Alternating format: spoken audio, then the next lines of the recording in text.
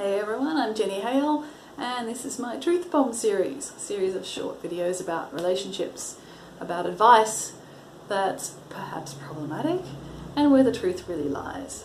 So today I'd like to have a look at the piece of advice: don't walk away from an argument.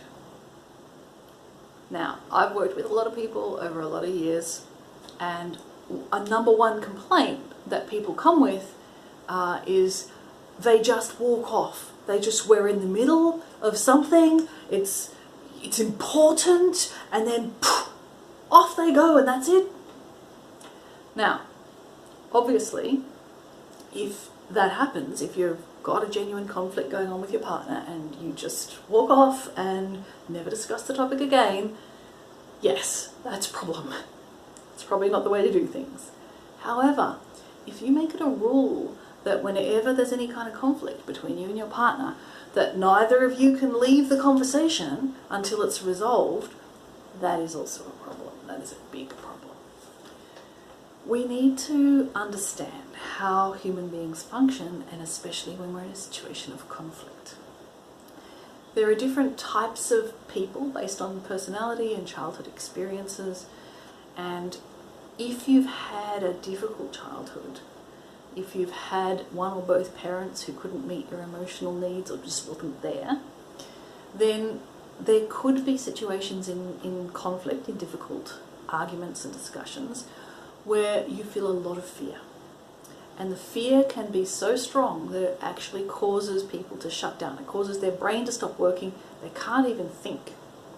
Now, if you're one of these people, if this is happening to you in a discussion with your partner, it's very important that you take some space from that discussion. You can't have a meaningful discussion when you just shut down like a deer in headlights and your brain is not working. Whatever comes out of your mouth is going to be very counterproductive if you manage to get anything out of your mouth at all, and if you don't, that'll probably upset your partner even more.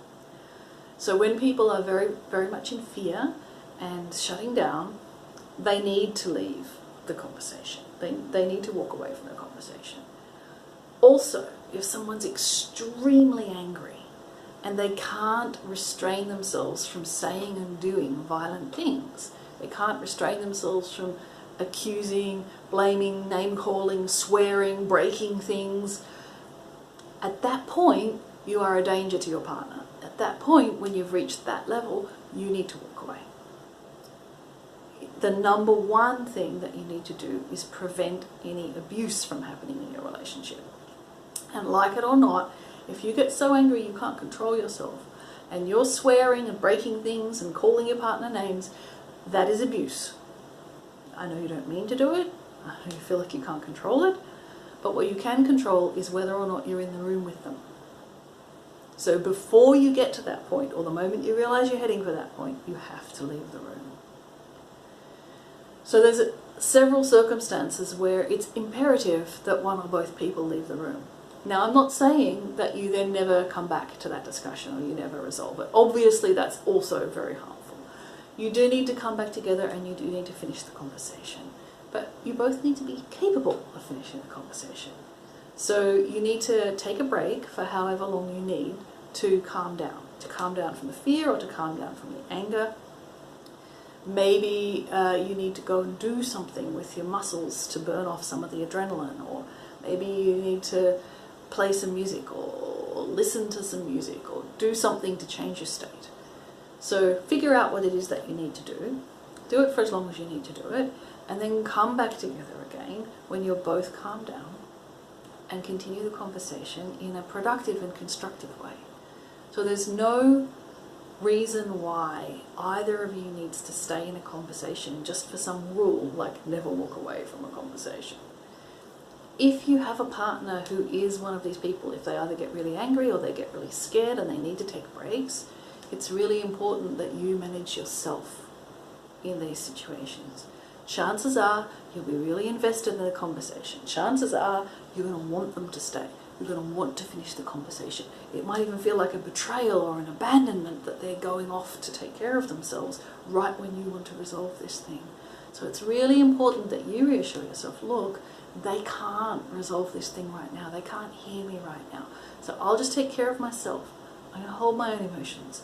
I'm going to get clear in my mind. What is the important thing I want them to understand? I'm going to write it down. So you look after yourself. You continue the conversation with yourself. You continue to prepare for when they come back, rather than trying to hang on to them, trying to get them to stay, when they're in no state to actually have a productive or constructive discussion with you. So there we go. It's not never walk away from a conversation. It's actually walk away from a conversation whenever you need to, and let your partner walk away. Because in the long run, what you want is to resolve the conflict. And if you stay in a conversation where one or both of you is not in a space to have a constructive conversation, you will not resolve the conflict. You will create another conflict that needs to be talked about later. So it's much better to take the break when someone needs a break. It's the only way to really resolve the situation in the end.